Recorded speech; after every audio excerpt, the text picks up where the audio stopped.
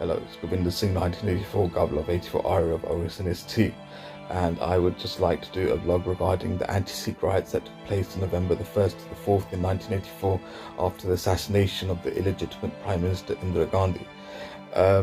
Many Sikh separatist groups in the United Kingdom, Great Britain, in Europe, in America and Canada have held many rallies and protests over the past 37 years demanding justice for the victims of the Anti-Sikh Riots, and they conduct their protests where they burn the Indian country flag. That's the flag with the orange and green white background and the wheel in the center, and they demand India get out of Punjab, and they demand that they want a separate Sikh state in the north of Punjab. They are adamant that they have their own identity, their own language, their own culture, and they want a state based on the schools principles from the 14th to the 17th century. And has this achieved justice for the victims' families? Burning Hindu with slogans, anti-Hindu slogans, and burning the Indian country flag, has it achieved anything over the past 37 years? Absolutely not. So I would like to just share in this blog an alternative way to protest, to demand justice for the victims of the Anti-Sikh Riots in 1984 in India. Firstly, you must not burn the Indian country flag. You must have wave proudly at the protest table the Indian country flag with the orange and green white background and the wheel in the center.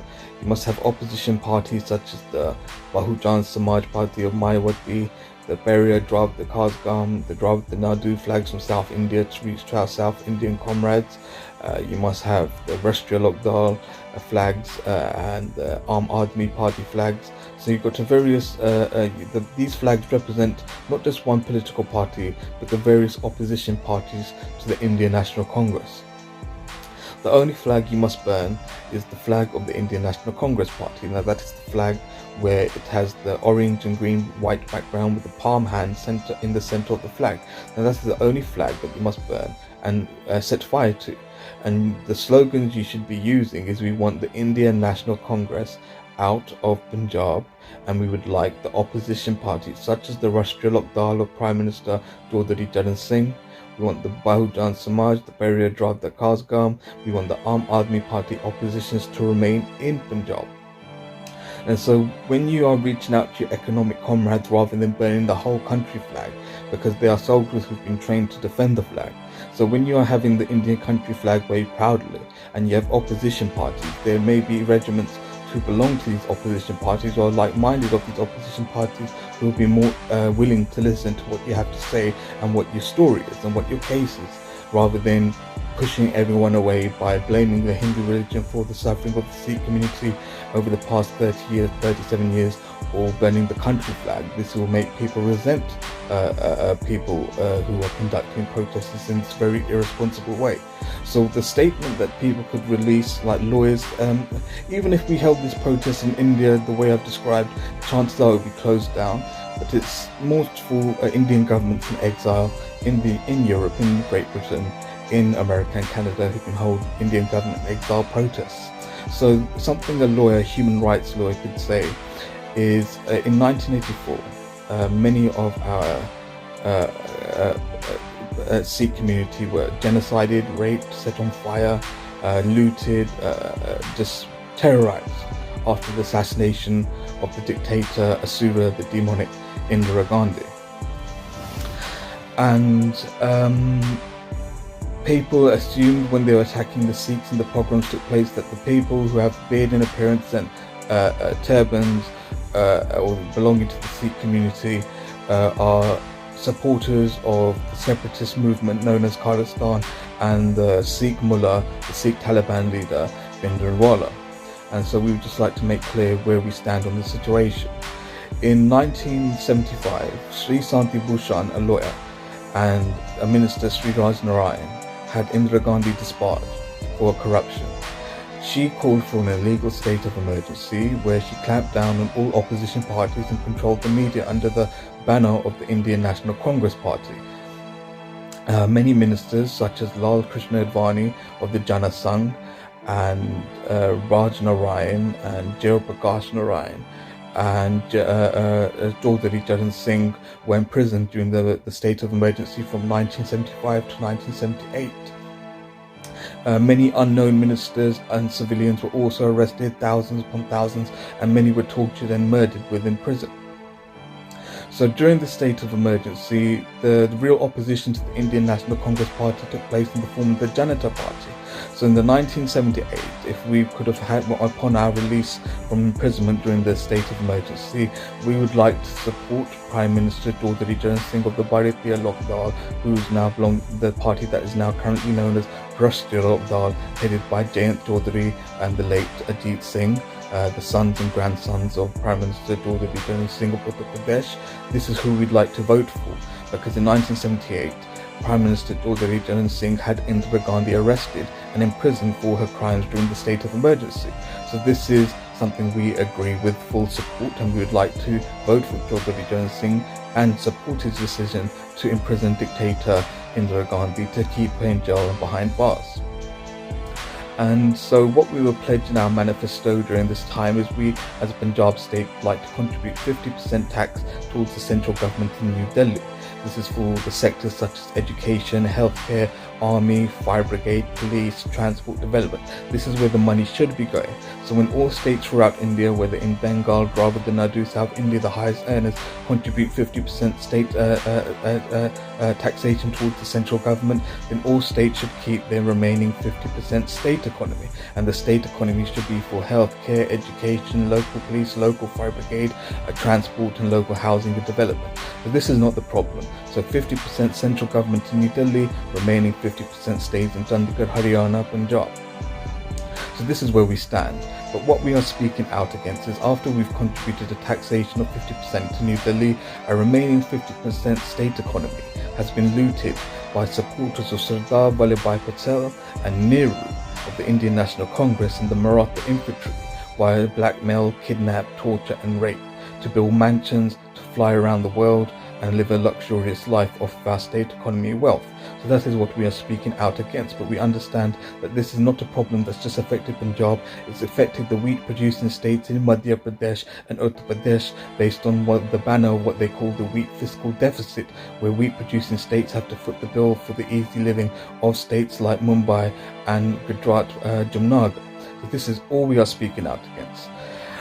So this is where we stand. But then you had the Sikh separatists and the Lashkar-Taiba from Pakistan, who would shit stir during the civil war and start placing bombs in marketplaces and assassinating and murdering people who would refuse to withdraw from India, assuming that people with tilaks on their foreheads or in a Hindu dress attire were automatically supporting the Maratha infantry and Indira Gandhi's Indian National Congress Party, which is clearly not true. And they started,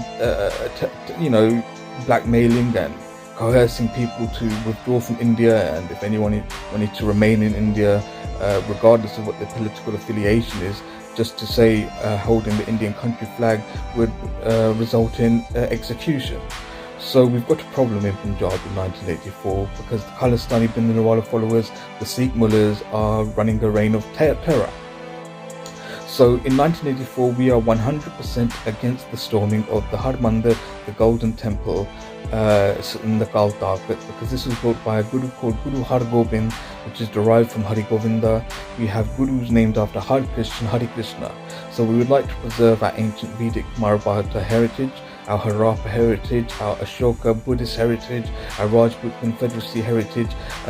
We will even teach the Sufi peacetime heritage, where we had good times with the Saint Mean Mir Taqat and the Shah Dara Shikoh and the Bir Shahs, the peaceful Sufis that we have allies and good relations with.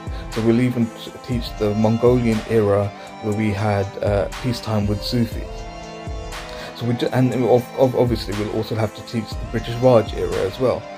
So we have a very diverse history that we'd like to preserve. So we are against having to have a state based on a 14th century to 17th century school based solely on Sikh principles, when we have a diverse history that the children of Punjab have to learn about, especially the ancient Harappa civilization is mandatory and a must. So this is where we stand. And But we have a dilemma where bombs are being placed in market bazaars, so we've got a problem, and the police of Punjab cannot contain the situation, so we have to call for the army. So we are for besieging the Golden Temple, but we are 100% against storming the Golden Temple. The separatists inside, the troublemakers inside, the coercers inside are not going anywhere. They've got nowhere to go. Their food supplies will run out. It's not like they're going to eat their bullets. And so it could have been besieged for as long as possible, as long as it takes until they surrender and come round. And if we were to speak like this on the speakers outside the Golden Temple, the chances are we could have got people to deflect and support our opposition side, such as Chaudhary Janat Singh, Jai Prakash Narayan, who called for the Indian army and Indian police to disobey the immoral orders of dictator Indira Gandhi, and we could have got people to get behind the Raj Narayans and the Santi Bhushan. So we're against the storming. So when she storms, that's just going to open a whole can of new worms, a new can of worms. It's going to cause another dilemma, another problem. So after she was assassinated for storming, people generalized the whole Sikh community around India supporting these Bhindranwala mullahs and these Sikh separatists, which is clearly not the case. We are supporters of Chaudhary Janat Singh, Jai Prakash Narayan, Raj Narayan and Shanti Bhushan. And our families, our daughters were raped, our sons were set on fire, our fathers were shot and killed in the street, we were looted. And the killers from the Indian National Congress, Indira Gandhi, Nehru dynastic side of the Indian Lok Sabha are walking free. The murderers and rapists are still free. And they are teaching and poisoning young Indian youth to have a grudge against Punjab for taking out an idiot dictator like Indira Gandhi. And we want justice. And we demand justice. And if we do not get justice with the opposition Indian parties of India, then we will get justice with or without. Because we are not going to let the murderers, those who gave the order to rape and kidnap and loot the Sikh communities, we're not going to let them get away with it. We are going to bring them to justice. So this is where we stand. So we are like the opposition parties such as Jayant Chaudhary, Samajwadi parties, Bahujan Samaj Mayawati, Raj Narayan Aam Aadmi Party, to get behind us, to give us good full support to go after the culprits from the Indian National Congress Party. And like I said, we are not separatists, we are the Indian fierce opposition to the dictator Sardar Vallabhbhai Patel and Nehru, who clearly had more motive to murder Mahatma Gandhi after 1947, because when Mahatma Gandhi spent 30 years protesting non-violently against British Raj policies and taxation, for Sardar Vallabhbhai Patel and Nehru to violently enforce licence Raj policies after 1947, which was modelled on British Raj capitalist policies. But Mahatma Gandhi is not going to U-turn and say it's okay for Indian capitalists to do what a Westminster capitalist was doing, and he's not going to U-turn and say support Sardar Vallabhbhai Patel and Nehru's violent policies of still extorting the Indian rural countryside. And it's for this reason that Sardar Vallabhbhai Patel and Nehru had more motive to murder Mahatma Gandhi, because with Mahatma Gandhi saying no to them at their final meeting, then that means with him out of the way, the wheat from Punjab, Madhya Pradesh, Kashmir and Uttar Pradesh will start making its way into private limited companies, into Gujarat and into Mumbai Municipal Corporation. So this is what we are speaking out against. And even if Indira Gandhi was not assassinated, even if she was not killed, we still believe if we were to take this stance to have this protest in India, our daughters will still be raped, our fathers will still go missing, and our sons will still be secretly cremated. So we would like justice. Thank you.